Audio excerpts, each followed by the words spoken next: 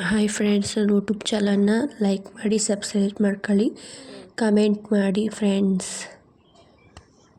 Capsicum ಬಜ್ಜಿ friends, ದಪ್ಪ ಮೆಣಸಿನ್ಕಾಯಿ ಬಜ್ಜಿ. ಅದಕ್ಕೆ ಏನೇನು ಬೇಕು ಅಂದರೆ ದಪ್ಪ ಮೆಣಸಿನ್ಕಾಯಿನ ನೀಟಾಗಿ ತೊಳೆದು ಮಡಿಕೊಳ್ಳಿ ಫ್ರೆಂಡ್ಸ್.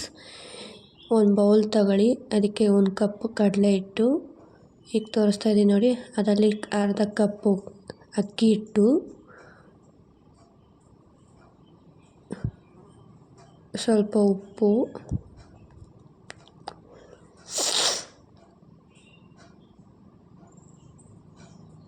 ಸ್ವಲ್ಪ ಖಾರದ ಪುಡಿ,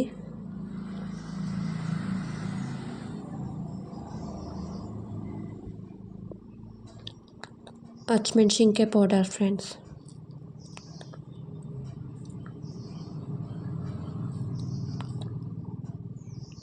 ಇನ್ನೊಂದು ಸ್ವಲ್ಪ ಹಾಕ್ತಾಯಿದ್ದೀನಿ. ಸ್ವಲ್ಪ ಗರಂ ಮಸಾಲ,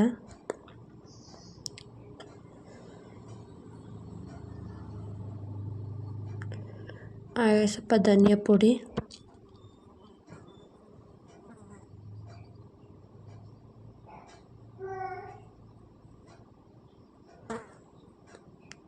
ಹಾಗೆ ಪೆಪ್ಪರ್ ಪೌಡರ್,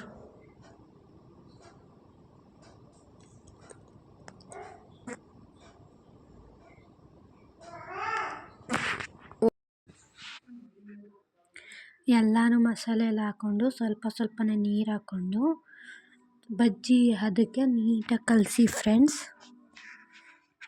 ಗಂಟಾಗಬಾರ್ದು, ನೀಟಾಗಿ ಹದವಾಗಿ ಕಲಿಸ್ಕೋಬೇಕು ಫ್ರೆಂಡ್ಸ್. ಅದು ಕಲಸಾದ್ಮೇಲೆ ಸಾರಿ ಫ್ರೆಂಡ್ಸ್, ರವೆ ಮಿಸ್ ಆಯಿತು. ರವೆನೂ ಹಾಕ್ಕೊಂಡು 1/4 ಕಪ್ಪಷ್ಟು ರವೆ ಹಾಕ್ಕೊಂಡು ನೀಟಾಗಿ ಹದವಾಗಿ ಕಲಸಿ ಫ್ರೆಂಡ್ಸ್. ನೋಡಿ ಕಲಿಸ್ತಾ ಇದ್ದೀನಲ್ವ, ಈ ಹದಕ್ಕೆ ಬರಬೇಕದು. ನೆನೆಯೋದಕ್ಕೆ ಬಿಡಬೇಕು ಫ್ರೆಂಡ್ಸ್. ಅಂದರೆ ಗಟ್ಟಿಯಾಗೈತೆ ಅಂತ ಅನಿಸಿದ್ರೆ ಇನ್ನೊಂದು ಸ್ವಲ್ಪ ನೀರು ಹಾಕ್ಕೊಂಡು ನೀಟಾಗಿ ಮಿಕ್ಸ್ ಮಾಡಿ ಫ್ರೆಂಡ್ಸ್. ಎಲ್ಲ ಕ್ಯಾಪ್ಸಿಕಮ್ನು ಆ ಹಿಟ್ಟೊಳಿಗೆ ಹಾಕ್ಬಿಟ್ಟು ಮಿಕ್ಸ್ ಮಾಡಿದ್ದೀನಿ ನೋಡಿ ಫ್ರೆಂಡ್ಸ್. ಈಗ ಎಣ್ಣೆಗೂ ಹಾಕ್ತೀನಿ. ಕಾಯಕ್ಕೆ ಎಣ್ಣೆ ಮಡಗ್ಬಿಟ್ಟು ಎಣ್ಣೆಗೆ ಹಾಕ್ತಾಯಿದ್ದೀನಿ.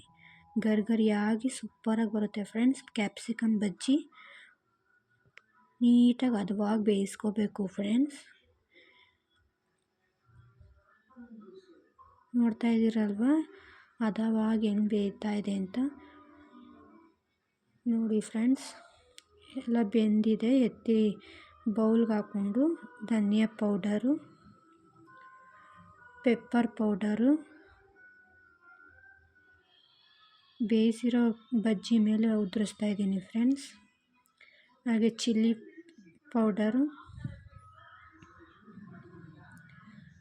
ಹಾಗೆಯೇ ಸ್ವಲ್ಪ ಗರಂ ಮಸಾಲ, ಆಮೇಲೆ ರುಚಿಗೆ ತಕ್ಕಷ್ಟು ಉಪ್ಪನ್ನ ಅದ್ರ ಮೇಲೆ ಉದುರಿಸ್ತಾ ಇದ್ದೀನಿ ಫ್ರೆಂಡ್ಸ್. ನೀಟಾಗಿ ಮಿಕ್ಸ್ ಮಾಡ್ತಾಯಿದ್ದೀನಿ ಮಸಾಲೆ ಎಲ್ಲನೂ. ಮಸಾಲೆ ಕಲಸೋದಕ್ಕೂ ಹಾಕಿದ್ದೆ ಫ್ರೆಂಡ್ಸ್.